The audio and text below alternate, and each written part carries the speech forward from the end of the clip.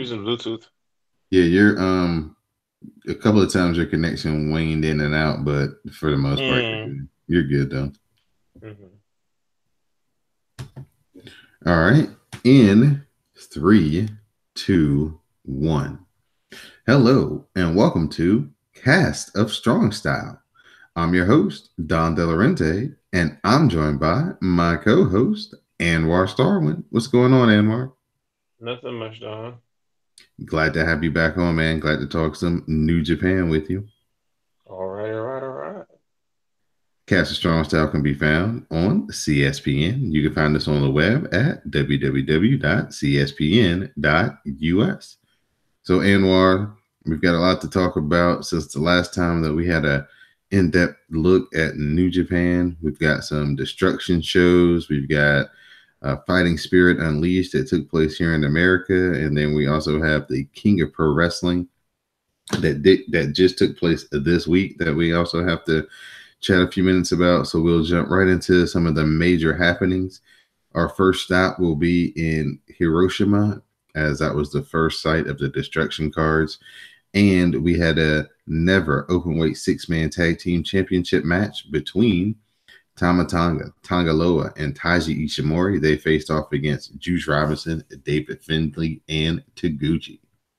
So the champions isolate Finley until Juice flies in with the high cross body.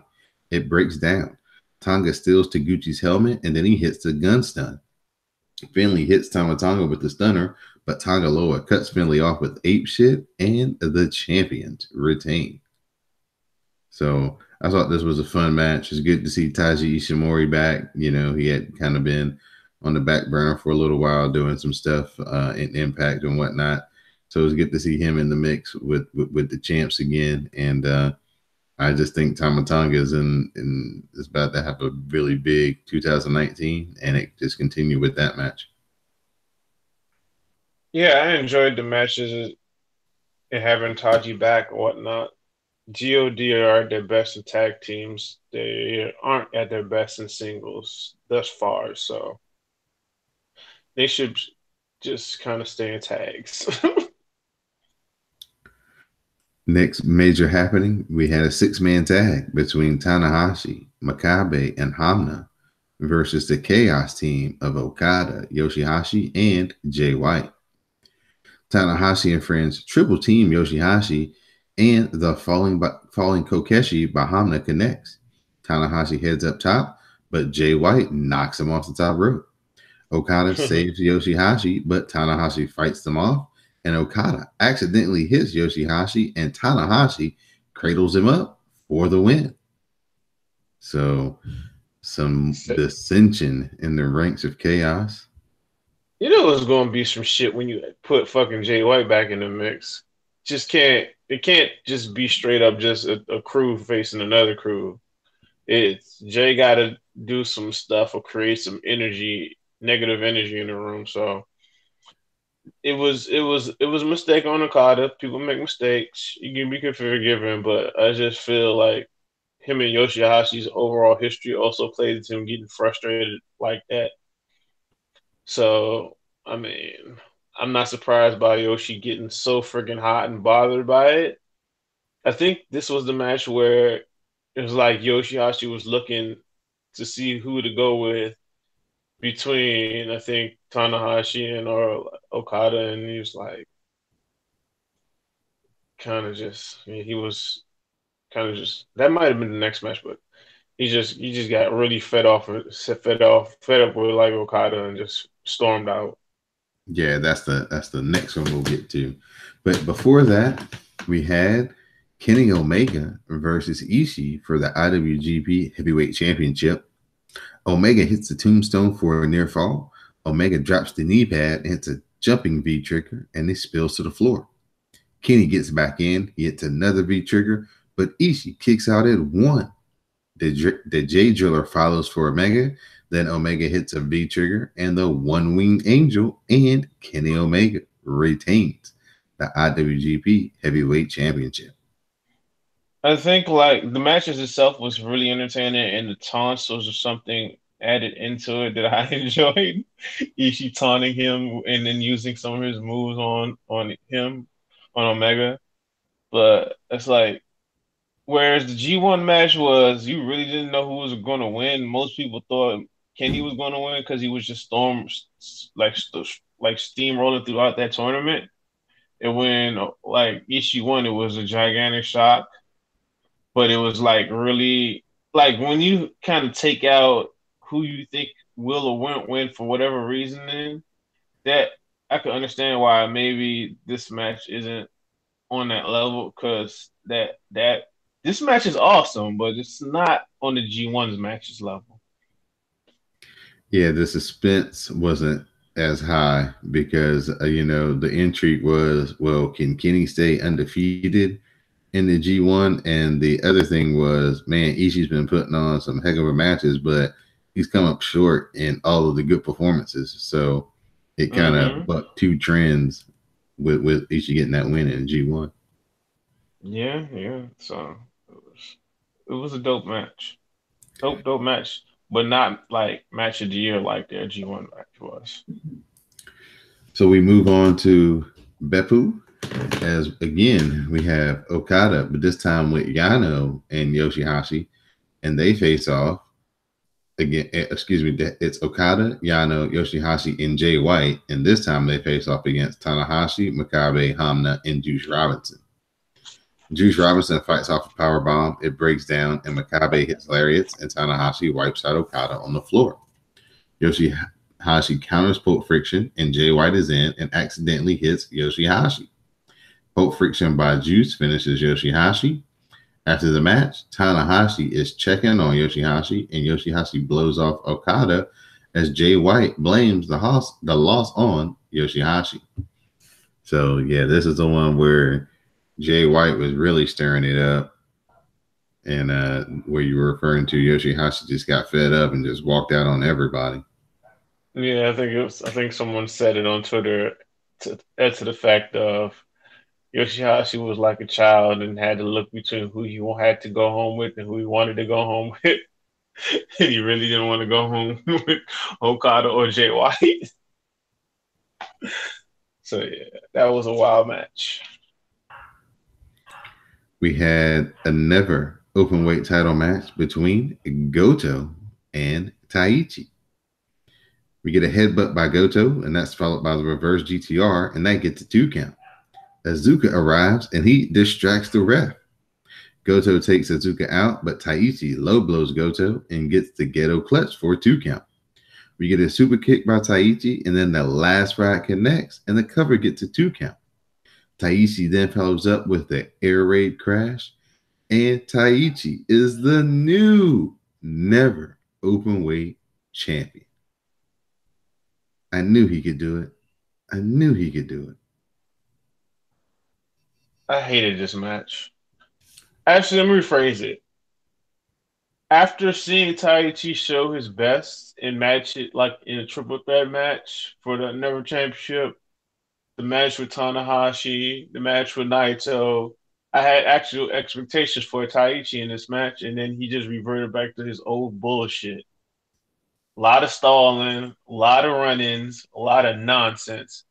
And in fact, it is true to his character, but at this point in time, wanted more out of this dude, and it just disappointed me in this match, and just left me back to where I was last year. Where I didn't watch pretty much none of his junior, like best of Super Junior matches because him as a wrestler just I found him offensive. So I'm rooting for the Taichi that actually puts in work and isn't lazy. I like that Taichi. This dude can go fucking kick rocks. But I will give him and Goto credit. The ending stretch of this match with all the kickouts and whatnot, that was pretty dope. And Taichi at the end, after all the bullshit, actually won the match on his own with no help at the end. So you can't kill him on that the way he won it at the end, but I'll kill him on the entirety of that match. Fuck out of here. I enjoyed every bit of the match. I thought that it played exactly to his character. of course, he was going to cheat and have all these bells and whistles to win because not only is he Suzuki Gun, but he's also Taichi. So, you know, and like you said, the closing stretch was phenomenal with all the false finishes and the big moves. So I'm excited to kind of see if he does continue to, up his game a little bit more now that he is a champion in his singles matches. Maybe he can save his BS tactics for the tag team matches, this multi-man matches. But I'm cool to see something different. But we'll get into more about Taichi later. Next up, we have the main event of Naito versus Minoru Suzuki. Naito gets the sleeper and he looks for the Gotch pile driver. Naito fights it off and he hits a Destino. They trade strikes from their knees and then on their feet. Suzuki likes it and then they keep trading slaps. Naito fires up and he hits a desperation enziguri. Naito looked for a Gotch pile driver but isn't successful, but he does hit a Destino and Naito gets the win. This was a better match than their match from earlier in the year, but it just feels like they don't got the greatest chemistry. And sometimes you can be awesome wrestler, do awesome build, but when you get in there, it just don't really work like that. But it was an improvement over that turd from early in the year. The part where they were exchanging the strikes and the slaps, yeah, that's when the crowd really finally like kind of got into it. But Naito is a very, very brave young man because there's no way I would let Minoru Suzuki hit me in the face without my hands up.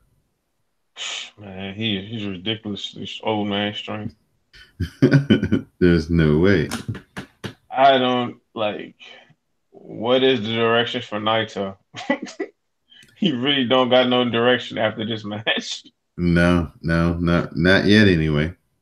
Nah, not yet. So next up is the big card, the Destruction in Kobe. So we start off with the Legends, Jushin Thunder Liger and Tiger Mask, as they faced off against the IWGP Junior Heavyweight Champions, El Desperado and Kanemaru in a non-title match. Kanemaru hits the reverse DDT and he covers for a 2 count. Kanemaru hits to the ropes for the deep impact, but gets caught by a tiger kick and he gets cradled up. And Jushin Thunder Liger and Tiger Mask get the upset victory. Yeah, very shocking victory for the two old legends. But they were getting wins throughout the year, like lately. So they're kind of teasing us with what they were doing for them in the future. So that's good stuff. After the match, Jushin Thunder Liger mocks the champions for losing to 2 over-the-hill champions. Liger also says that he hasn't had a belt in some time and he wouldn't mind winning one. So next up, we have Kushida versus Bushi.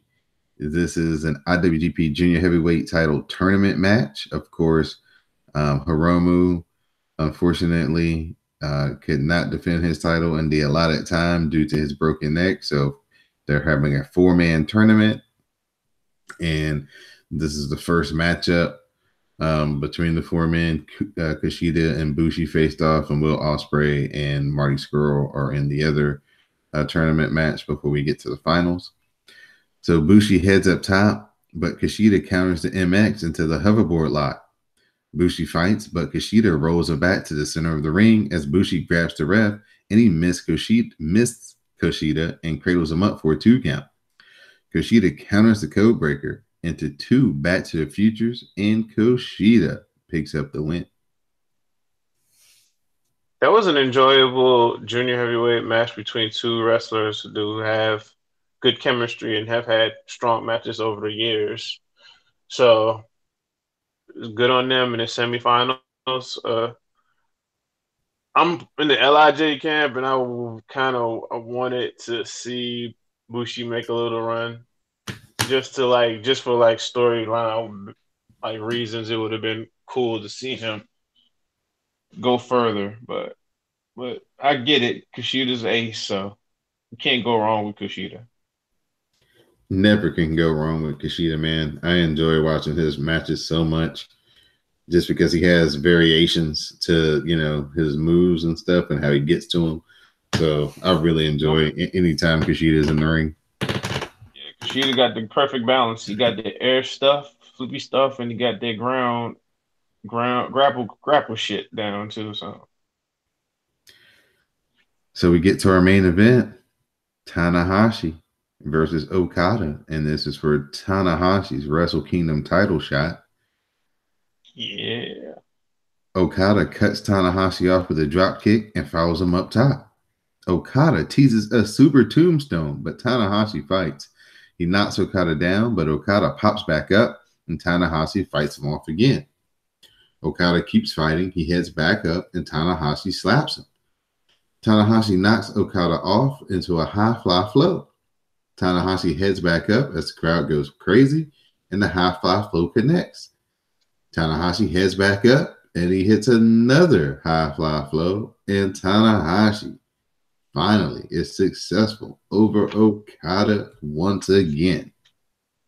Man, it took him so many years to get another victory over fucking Okada. It's been years since he's beaten Okada. And like to run the commentary before this match, can he ever beat Okada again? Because it was feeling like he would never beat him again. And I wouldn't have been mad at him not being able to beat Okada for the rest of his career. Because they told their story, but just another awesome match from these two. These guys don't have no whack matches. Trust me, go through their catalog. You will be hard pressed to find anyone in their matches that is just not really good or great. So just another great episode between the past and current aces of New Japan. But it's not over because Jay White, who defeated Tanahashi in the G1, he arrives and lays Tanahashi out with the Blade Runner. So we have our next challenger for Tanahashi. Then Jay White beats down Okada and he lays out some young lions as well. Jay White then attacks Rocky Romero, who was on commentary, and he takes his chair. Yoshihashi, he's on the scene. He's going to make the save. He arrives, but he slips and falls on his way to the ring and busts himself wide open. Oh, Yoshihashi then recovers. He attacks Jay White, but Jay White lays him out as well. Jay White looks to attack Okada with the chair, but Gato arrives to make the save. Only for Gato to turn on Okada and hit him with the chair. Gato tells Jay White to finish him. Jay White lays out Okada with the Blade Runner, and we make the announcement that this is Jay White's chaos now. Gato makes the official challenge for Tanahashi's briefcase, and he also promised that a new era was coming soon. Oh, brother, he was not lying about that new era shit. I mean, can we be surprised a snake is a snake? Jay White is a freaking snake, so if the first opportunity a snake is allowed to bite you or strangle you, they're going to do it. So can't be surprised a snake doing what they are. Not surprised at Gato either, because, well, if you've been watching wrestling many years, this is what he does. This is who he is. It's the reason when you play Fire Pro Wrestling Returns, it shows him and his brother, Jado, as the dark tag team. Them dudes is natural heels. So don't be surprised. Don't be surprised that he'll be in the heel. So what for me has been shocking to see him be a face these years and not do dirty, like really, really dirty stuff in relation to those title matches with Okada. So, like, I mean, he maybe he saw something in Okada that he was starting to fall off, and then he snuck in Jay White as the young dude in the wings to take over. He's very clever, sneaky man. This was a very masterful job. I mean, Jay White came in. He said the whole time, that Okada was his mark. He was going to come for him, whether he had the title or not. He wanted to be the leader of Chaos. So he's never made any, he's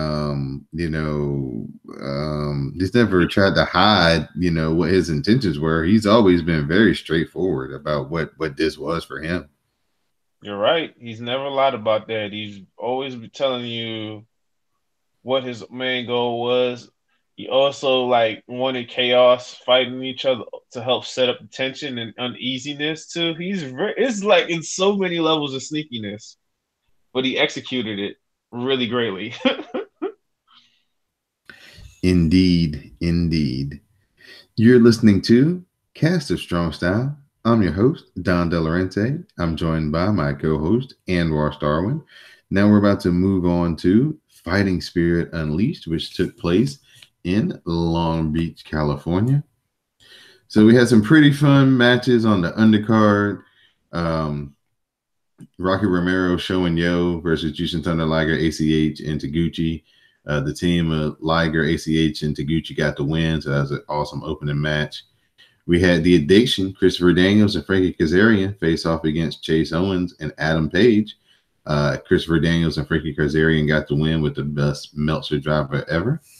The crowd was really behind those two guys, Daniels and Kazarian. They're just darlings right now. Anywhere they go, anywhere they wrestle. Yeah, I like Frankie's like counter to Hangman's like shooting star. Like I mean, moonsault off the like to the outside. How he put his knees up to block him. Right. Yeah, that was great. That was great. That was great. We had Goto teaming with the best friends, Chucky T and Trent Beretta versus Flip Gordon, Chris Sabin, and Jeff Cobb.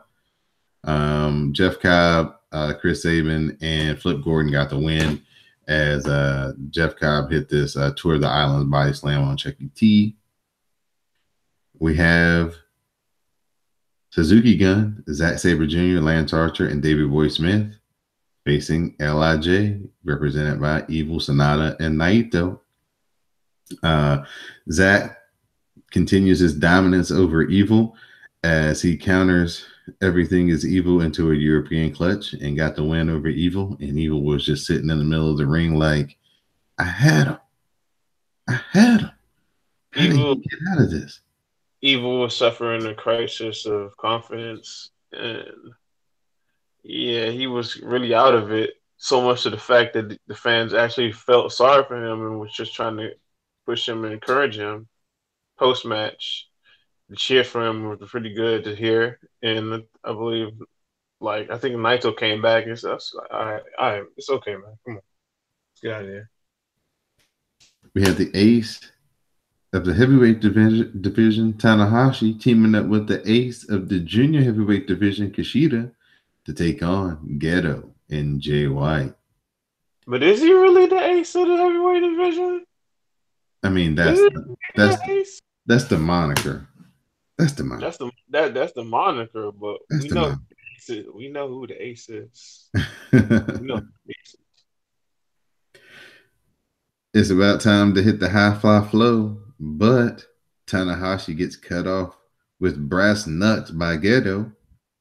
Jay White pulls Tanahashi up to his feet and he hits the Blade Runner, and Gedo and Jay White get the win. After the match, that was surprising. I wasn't expecting that. That was some good old Memphis Heat right there. I was not expecting that finish.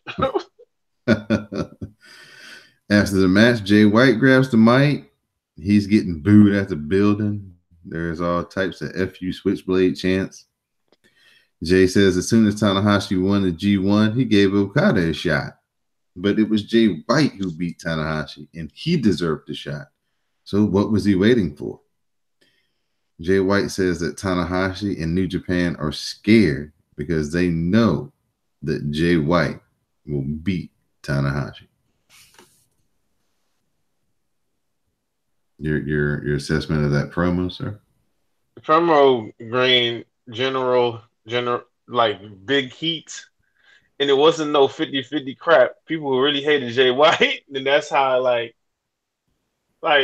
if you have a really good organization and how they can set up feelings between fans and like the wrestlers, like in Jay White played into the fact that yes, it is fans in the base domestically and internationally that don't really want to see two two Westerners or like two foreigners in that main event slot at no Wrestle Kingdom.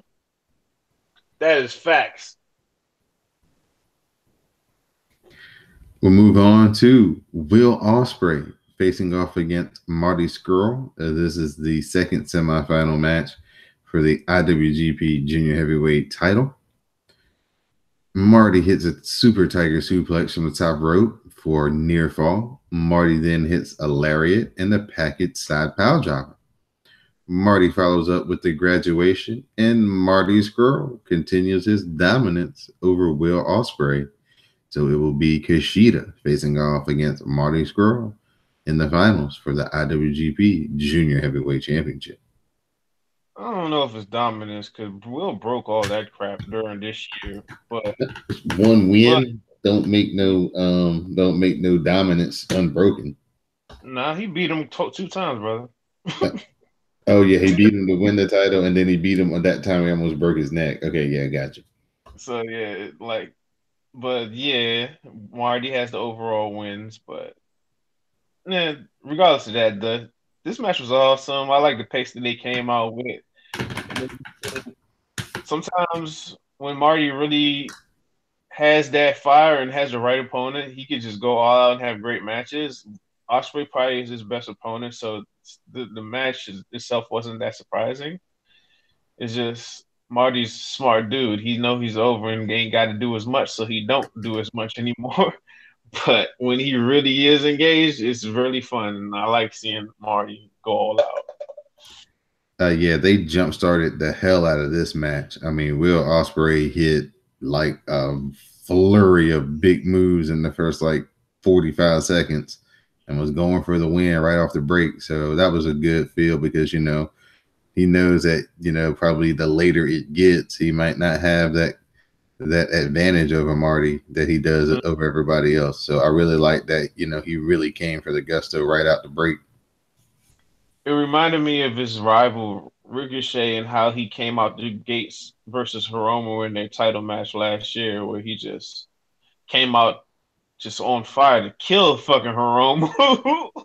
And everybody was in shock. If you ever go back and look at that start of that match and then come and look at the start of this match, it's like, oh, that's really awesome.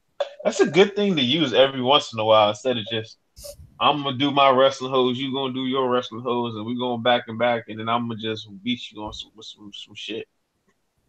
Change up the flow of things. Yeah, for sure. Next up, the Young Bucks versus the Gorillas of Destiny for the IWGP Heavyweight Tag Team Championships. The Bucks look for the Meltzer driver, but Tonga cuts it off with a gun stun. Tonga Loa hits apeshit on Matt, and that gets 2 count.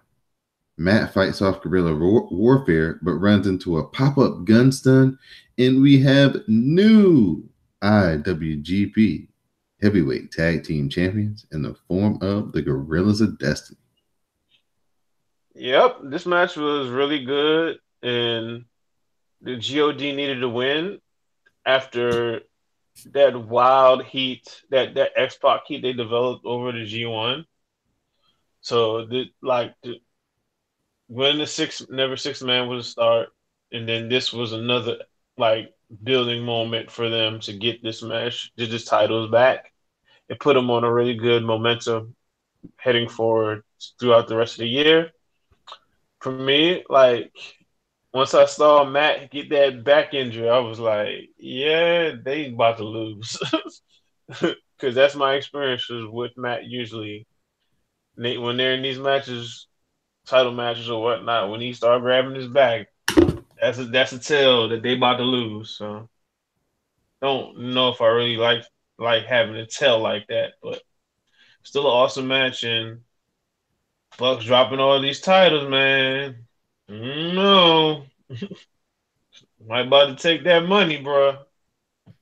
Are you trying to read into the tea leaves that you can't have any of these belts when you get ready to make transitions? You got to put over the dudes that you about to leave when you leave the territory, like another person who makes his appearance in the future. Next up, we get Juicy Robinson versus Cody. The IWGP United States title is on the line. Cody hits Dan Spire, and that gets a 2 count. Cody heads up top, but Juice Robinson crosses him, and he hits the big left hand, and then he follows him up top. The superplex follows by Juice, and they cradle each other for a 3 count, but Cody wins because he was the one who had his shoulder up. It was like it was an enjoyable match, and it was an enjoyable match. I didn't think Cody was gonna win, and maybe that was my fault for not like he just got that NWA Heavyweight Championship match, that title, and I kind of don't didn't expect him to be taking too many pinfalls because that's how most champions of like organizations are. But I was like, damn, man, Juice just got Juice Juice like had a rough G1 with a bunch of losses, and to just drop the title in his first defense, that that sucked, man. Because most of us thought that okay, he lost all these matches in G1, he'll build himself back up by having all these defenses, but just no. Like I like how he lost because a roll up, anybody can get caught with a roll up. That don't really means you're a better overall wrestler. You wrestled a better match. It's just you were more crafty. You took advantage of the situation that benefited you. But outside of Naito not winning at the Dome, this right here made me feel a different type of way. Like it was Naito in this match, these title matches that made me like, what the hell? It just really kicked me in the chest.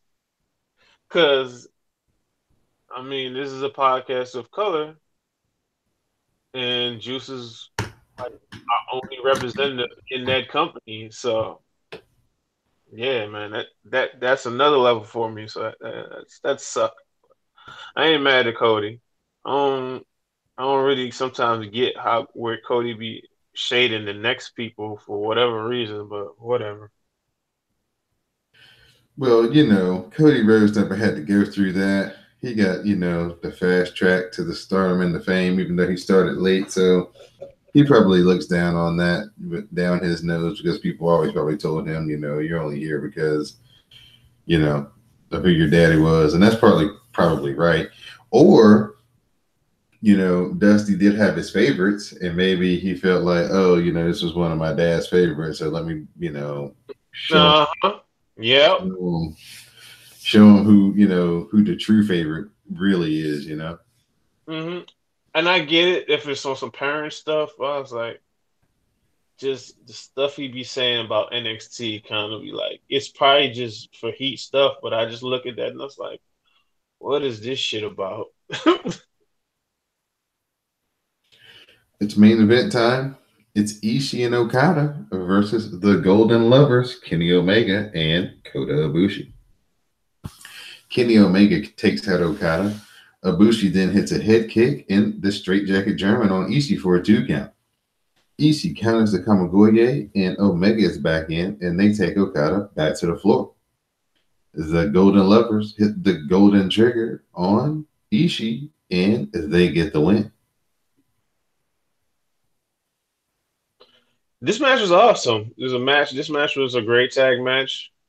Was it better than Ishii and I think Ishii and Osprey versus the Golden Lover. Nah, No.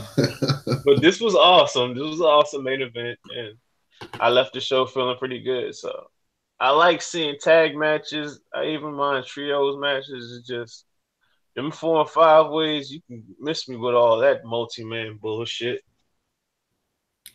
Well, speaking of which, Skrull, Paige, and the Bucks arrive post-match to celebrate. Omega says it wasn't a perfect night overall for the group and says that he sees happy faces that came to watch the Elite tonight. There's more to come and says that he and Ibushi had a promise. The fans want to see the rematch, and he wants it to be at King of Pro Wrestling next week. That's when Cody arrives and says he wants to help them out and take the burden off of them. Cody says that they are friends now, so next week, Ibushi versus Cody versus Omega. Omega says that it's a good idea and says they want to make history. There's only been one triple threat for the IWGP title, so let's rewrite history and have the triple threat. Omega says that this is about the beauty and originality of pro wrestling. Goodbye and good night. That was disappointing. I get why they did it because they want to save Ibushi versus Omega for another big show, but I didn't really want to see Cody in that spot, but it also kind of explains why Cody won the U.S. Championship as well, to heat him up going into a match. So it gives him even more weight to that win too. But I got why they did it. I wasn't really here for it, but it's a business, so teach his own. I'm starting to get kind of like that Shawn Michaels 96, 95, 96, 97 fielder to Omega on certain stuff. I don't really like that stuff. People who lived through that era know what I'm talking about, so we got to keep an eye on that type of stuff. So you're saying he's politicking the people in the back? He holding people down? I'm not saying he's holding people down, but I'm saying stuff that he wants a certain way.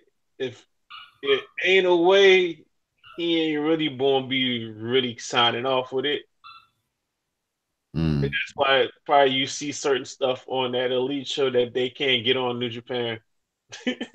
they had to create their own lane to tell the stories they wanted. Because New Japan ain't trying to sign off on that shit. Gotcha. So we'll move on to our final event, and that took place this past Monday, the King of Pro Wrestling event. We start off hot. We start off with an IWGP Junior Tag Team title match. The champions, Kanemaru and Desperado, face off against the legends, Jushin Thunder Liger and Tiger Mask. Tiger Mask avoids the belt shot and then hits a Tiger suplex, but there's no ref. Kanemaru hits Liger with the whiskey bottle. Then he hits a low blow on Tiger Mask, followed by the Pinchy Loco, and the champion to retain the titles. Despy and Kanemaru having a really strong junior heavyweight championship run. So it's props to them. It's another good match between the old heads and the new heads. It was one of the better matches on the card, so props to everyone involved. We'll see who steps up next for the Suzuki Gun champions. Juice Robinson and Hanare lost to Hamna and Makabe. We got the falling Kokeshi by Hamna, followed by the King Kong knee drop, and they got the win. Next up, the Young Bucks, Chase Owens and Hangman Page faced off against Bad Luck Fale, Taiji Ishimori, Tanga Loa, and Tama Tonga. Owens counters a gun stun, then Owens works over Tanga Loa. He looks for the package pile driver, but gets cut off with a pop-up gun stun, and the BC OGs get the win. Yep. More fuel to the fire, heating up the firing squad. We have Will Ospreay, Goto, and Ishii. Chaos versus Azuka, Taichi, and Minoru Suzuki. Azuka gets the iron fingers. It breaks down. Taichi gets the never open weight championship belt, but he runs into a Spanish fly from Will Ospreay. We have the Ishigoroshi by Goto on Azuka. Ospreay hits the Stormbreaker on Taichi, and Will Ospreay pins the never open weight champion Taichi to get the win for his team. That was a great win, and the reaction by the entire Chaos post victory by Will. It was a great moment, one of the best, my favorite moments of the show. And like going into that match, it was a question: who from Chaos? If someone from Chaos, who from Chaos may pin Taichi and get a title shot? That was the narrative in my head going in that match. I was hoping with Osprey because they've been kind of angling Osprey to that to moving up, and I just with the Never Championship being open weight, juniors can challenge it. So that's that ground where you can still be a junior and have that championship or wrestle for it. So yeah, man, I I'm here for Taichi versus Osprey.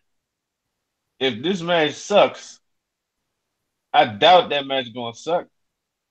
But man, you got to really suck to have a good match with Osprey at this point, especially what he's been doing this year. So hopefully Taichi's not on that BS and steps up. So and also we got to keep an eye on if he manages to upset his Lord and Savior Taichi. That will put Osprey in a really good position to challenge a certain lover at the Dome. Stay And I'm tuned. not going to stay tuned. Next up, we had Yano Okada with Sho and Yo versus Naito, Sanada, Bushi, and a mystery member of LIJ. Yeah. The new member of LIJ turns out to be Shingo from Dragon Gate. He's been a free agent. A lot of speculation about where he was going to go, and now he's the newest member of LIJ. And no, this is not a replacement for Hiromu. There will be 6 members of the faction from here on out. Shingo Takagi is one of the better wrestlers in the world. Him being added to LIG will be interesting to watch over time. And if you notice, like the interactions between Sonata or like the group picture, it's they're 6 members now, but it could definitely be a point where Sonata just pieces out and does his own thing. So we got to keep an eye on that in the future. But Adeshingo is an awesome addition. When you can get talent like him and add him to one of the best factions in the world, that's never a wrong thing, man. The hype video for who they were going to announce, that shit was great. Them in the casino and then having Hiromu's jacket, yeah, man, that was great, really done. Yeah. Having Naito narrate it in the all white suit. Yeah, it was. Yep, yep. So we get to the match. Shingo hits a gory bomb on Sho for a 2 count. Yano makes the save. Sanada then takes him out. LIJ double teams Okada, and Shingo hits the lariat, and the last falconry finishes Sho for the win. Hey, man, like it's me. It's also symbolism in that match that who like Shingo beat because Sho was pretty much the power junior in that division, and Shingo come in and be like, "Yeah, this is my spot now, bro." That's a nice way to look at nice little thing too with that finish. Our next match was slated to be Evil versus Zack Sabre Jr. Zack Sabre Jr. It's Zack Sabre time, as our favorite Taka Michinoku would say. Evil arrives on a throne. He's got all these druids around him because he's the king of darkness after all. As he's getting ready to enter the ring, one of these druids attacks him. So he starts beating him down at ringside. The druid rolls him in the ring. He hits a code breaker, and then he lays him out with the Intercontinental title, and he unmasks himself, and it's none other than Chris Jericho. Hey man, Chris Jericho sneaky as hell, but we knew he was going to show up at a certain amount of time. And Hiromu revealing the fact that when you're a champion in New Japan, you have I think 5 to 6 months where you have to defend it. If you don't defend it within that time frame, you have to forfeit the title. Jericho won the title in I believe July. Power struggles in November. Do the math. He was due to come back, so it was a great surprise. I do wonder what point we get with the diminishing returns with these sneak attacks, but it was executed greatly and done. So got no problem with that. I am sad that we didn't get to see Zack versus Evil, but maybe we'll get to see that in the future. Maybe at a New Japan Cup or something. Because I did want to see that match. So after Jericho leaves the ring, we got the officials and the trainer. They're all, huddled over Evil, checking on him. He's clearly in no condition to continue. But Zack wants this match to start right now. The ref is like, no, there's no way he can go. So the ref waves the match off.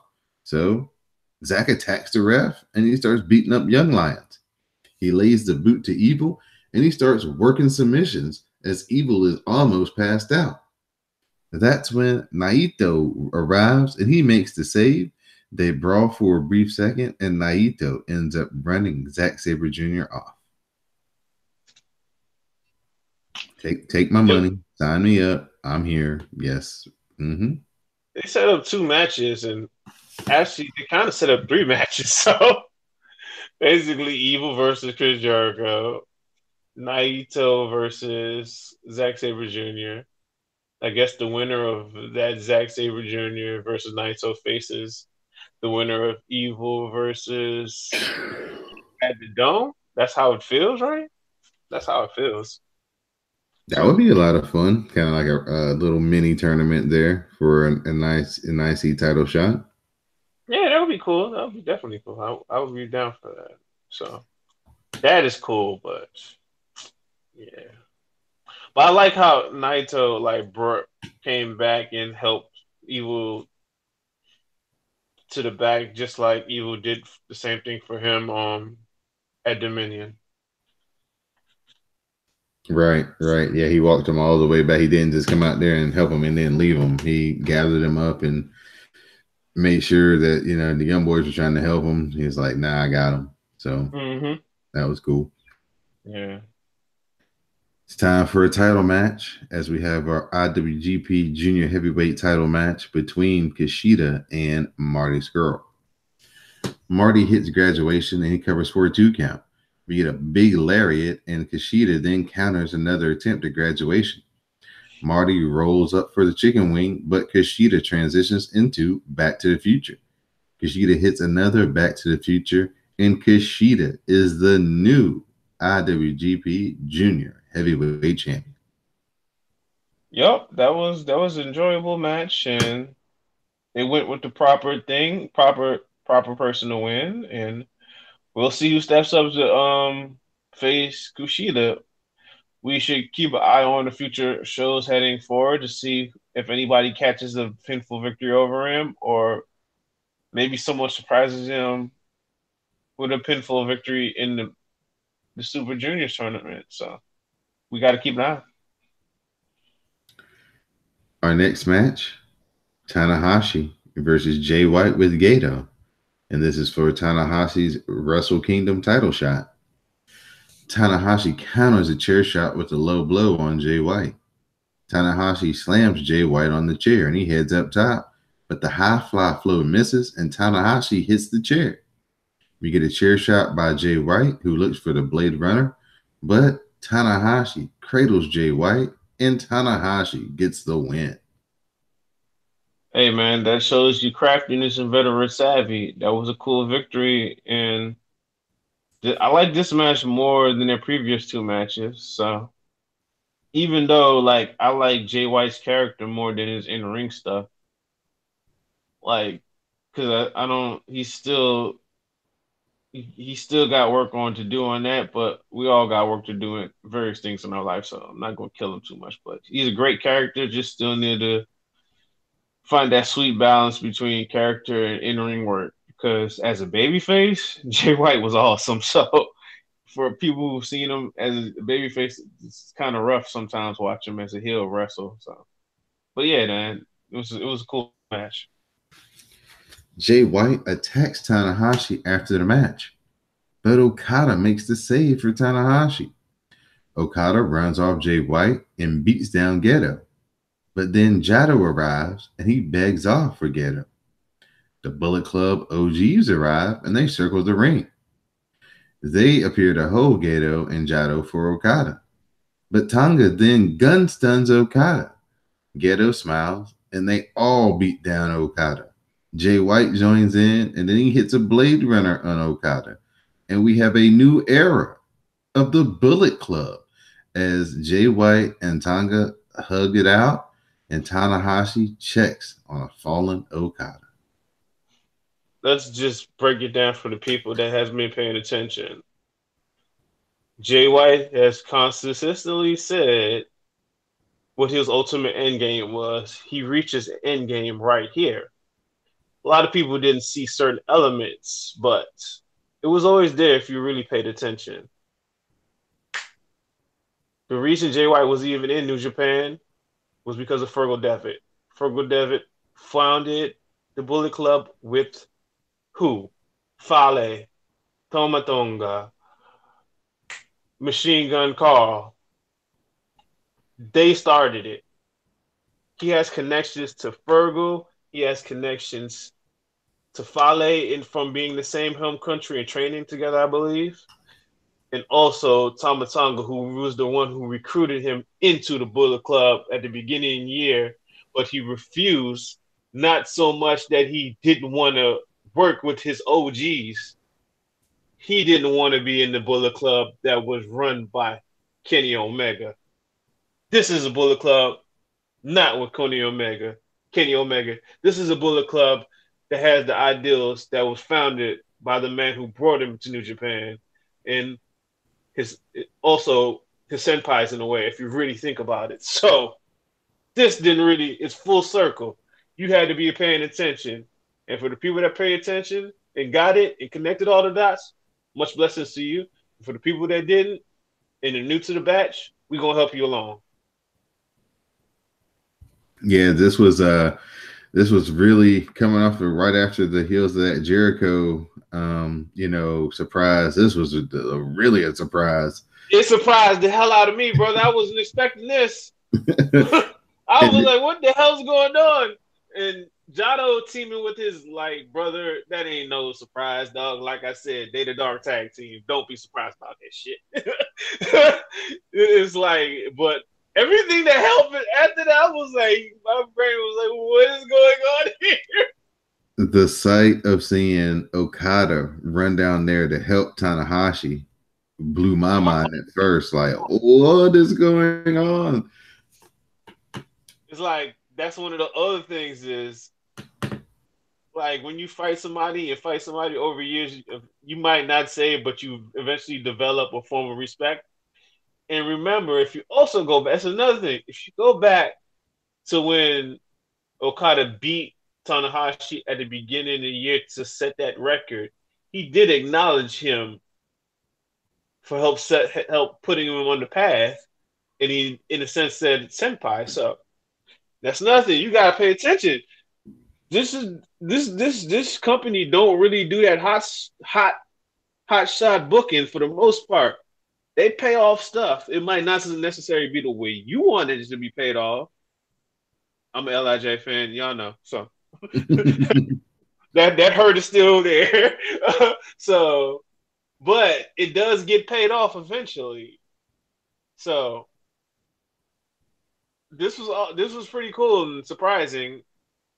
I get how some people will be resenting some of this, especially if Jay White is the leader, but we don't even know if it's going to be a leader. It might just be a just democracy. So whatever. We got to wait to see how that play out. Can't jump to what it may or may not be.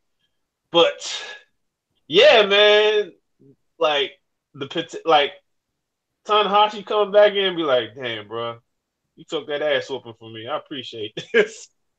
Just walking off. It was so many different moments in that. I was like, we just had all that crazy stuff happen in the previous match, and then we get this. God, that was awesome stuff. Yeah, really good stuff. Just New Japan doesn't adhere to the philosophy of we got to bring them up and bring them down, bring them up and bring them down. They just keep ramping you up. And so, this was just escalated off of what we saw. And then we get to the penultimate, which is the main event of the evening. Kenny Omega, the champion, facing off in a triple threat against Kota Ibushi, his Golden Lover teammate, and Cody. Cody, ultimate shit stirrer throughout the whole match. He attacks Ibushi, he hits the Den's fire, and Kenny Omega makes the save. Cody teases using a chair, but he grabs the U.S. title instead. Cody drops the title, and then he gets the chair again, but Omega covers up Ibushi for the pin. Cody then starts to lay the boots to Omega. Ibushi takes the chair, and then he just does one of those kicks with those educated feet, and literally sends Cody into concussion protocol. Omega hits a reverse Rana and the J Driller on Ibushi, but Ibushi kicks out. We get a V trigger and a one-winged angel, and Kenny Omega pins Kota Ibushi to retain his title. This match felt like a Marvel Comics bonus ending. Like it was cool. Was it really necessary? Nah, it wasn't necessary, but it was a good match. It's not something I will constantly revisit or whatnot. Ibushi was amazing in it. The others were great supporting actors. I mean, I thought, like other people thought, that Cody being in the match was in it so he could just take the pinfall, but no.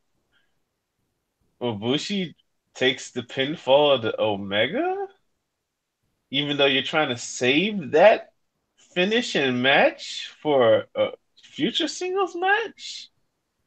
Yeah, that was weird, brother. And somebody made a joke that made me laugh. Yo, somebody says, so Kenny Omega actually is Triple H. Basing on the fact that yes, Ibushi is probably his best friend, but you still got to take that L, bro. And I'm like, yeah, man.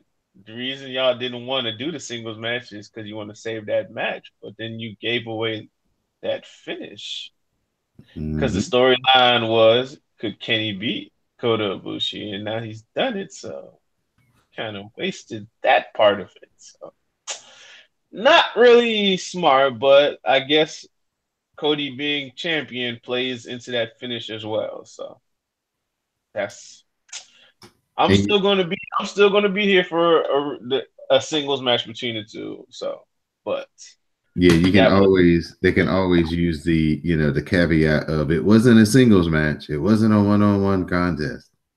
Yeah, you can, but for some people, that's going to be like, nah, dog. A loss is a loss. I can't unsee what you put right? If you will.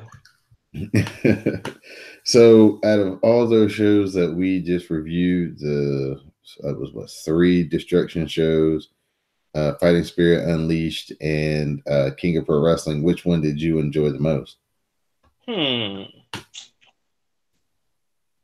I think I like Fighting Spirit more because the main event didn't leave me feeling weird. if that makes sense. I love the storyline elements of King of Pro Wrestling at the end, but I don't know. I think I'll go Fighting Spirit. I mean, the you know what I'm talking about. Yeah. The U.S. show. I'll probably go with that. Fighting Spirit Unleashed. Yeah, I thought that was a good show as well. I'm going to pick King of Pro Wrestling maybe because it's so fresh. I just got through watching it. But Mm-hmm. that second half, man, I really enjoyed that second Mm-hmm. half, and I thought it closed really strong. And like you said, it had some really strong storyline implications. Setting us up as we're headed into soon to be November, and then December is all about tag leagues, and then we'll be in January in no time. So really getting close to Wrestle Kingdom, and they're setting up a lot of things heading into that. So I thought that show did a great job of kind of setting up the mile markers for us to get to. Yeah, man. Yeah, it's a great setup. We probably need to talk about how we probably need to just put people on the heads up of what's going on. Um, it's kind of started to be a little split in the fan base as far as New Japan. Some people feel there's too many foreigners, losing the focus of what makes New Japan New Japan. And Tanahashi pretty much summed up that feeling in his post-match commentary with Omega. And he basically said, "This ain't it, Chief. This ain't it, Chief." So it's a balance between reaching new audiences and also losing the people domestically or in the people that were there during the dark times. So you bring a new manager, they do different things. You're gonna lose people along the way, but they gotta be careful because at times with some of this stuff, some of the things they doing, the Western style booking, they gotta understand some of us don't really watch that over here in our countries because we don't want to deal with that crap. We come to New Japan to watch. New Japan deliver their own type of style, and they got to be very, very careful because yes, they're the number one promotion in Japan, but they have so many challenges in that country. They could lose people to the other promotions that are giving them the want things they want. Because I'm also hearing from Japan, like they not happy about all this Western Brooklyn brother. They not happy at all. So we just gotta like, and if you notice how more people was cheering for Tanahashi when he came out and what he said, that's the reason. So we're going. It's gonna be really interesting with how things pan out at the dome and how the crowd reacts. So basically, yeah, man. It's a balance in that. They just got to find that balance in that company. I don't know, because sometimes I'll be like, think I need to invest more in like other Japan companies, especially All Japan, because I've heard great things about All Japan, like for like all year, even last year. I'm just dragging my feet on that. And also for people who love Joshi, they probably should check out Stardom. So you see some of the Stardom stars currently in the Mae Young Classic or in WWE, like Kairi Sane and Io Shirai. So Tony Storm, the Tony Storm that our friends hate on, but we still love her. So we love y'all still, but we don't really agree with y'all on that. But anyway, go ahead. Yeah, we're not going to get off topic talking about Tony, but besides paring the roster down to maybe featuring less non-Japanese talent, what could the solution be to kind of get the fan base back into not being split? I think like gotta be careful about having a whole bunch of foreigners as your champion. You got that like that's a real thing. Just look at the roster and the champions, and the Intercontinental Champion be missing in action for like months. That's the number two title in the entire company. So gotta be careful about certain things like that.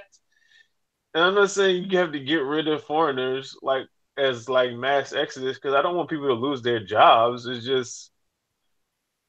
just be smart about who you add and how they're portrayed on your your programming or whatnot. Like, and honestly, just make sure that they have at least a base beyond camera, character, and gimmick.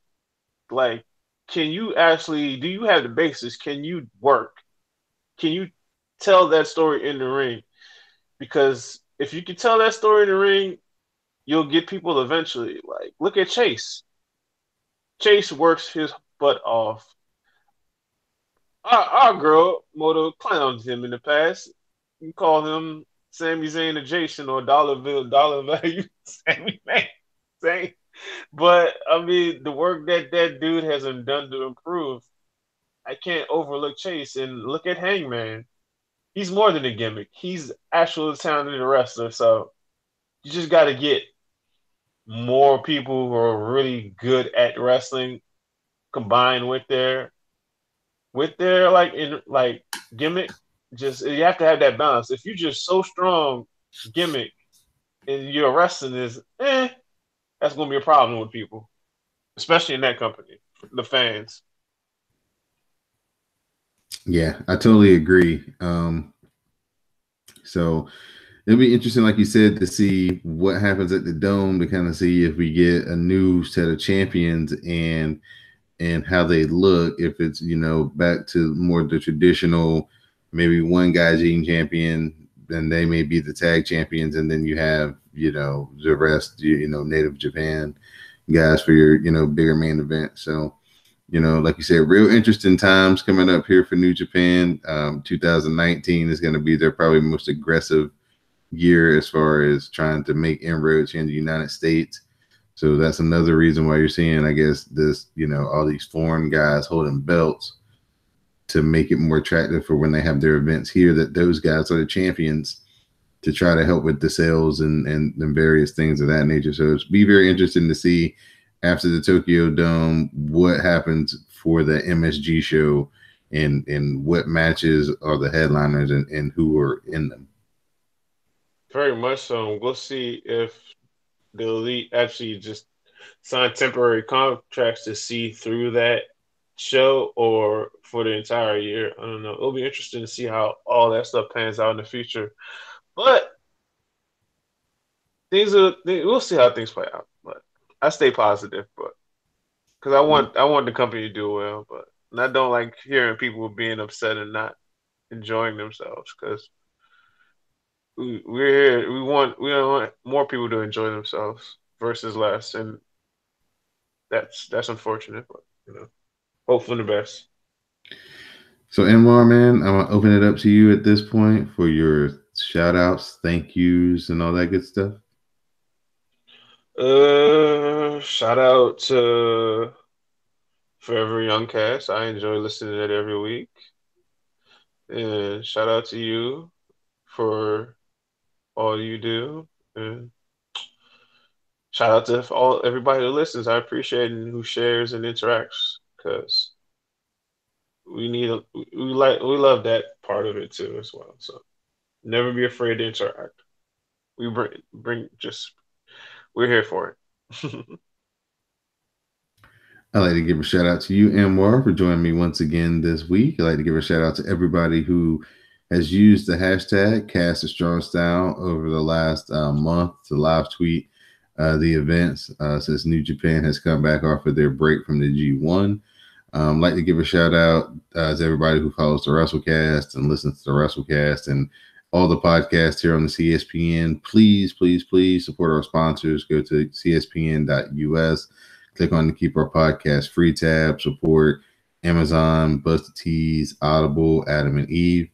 You can also support CSPN directly by becoming a patron over on our Patreon page at patreon.com/CSPN Media. You can become a CSPN Backstage member, and you will receive exclusive content, videos, exclusive podcasts that are only found on Patreon. So please consider becoming a CSPN patron. Again, that's patreon.com/CSPN Media. So for my co-host, Anwar Starlin, I'm Don De Laurentiis, and this has been Cast of Strong Style. All right, sir. I appreciate you once again. No problem. I'll get the old editing machine out and we'll edit this and get this uploaded so people can hear this tomorrow or later tonight, whenever they like to listen. But I appreciate it, man. And I'll be in touch with you. I tried to get in touch with Moto, but she's been MIA the past few days. So I don't know. So hopefully everything's all right with her. Yeah, yeah. Yeah. So, all right, man. I'll keep you posted. All right, take care. All right, buddy. Appreciate it. Later.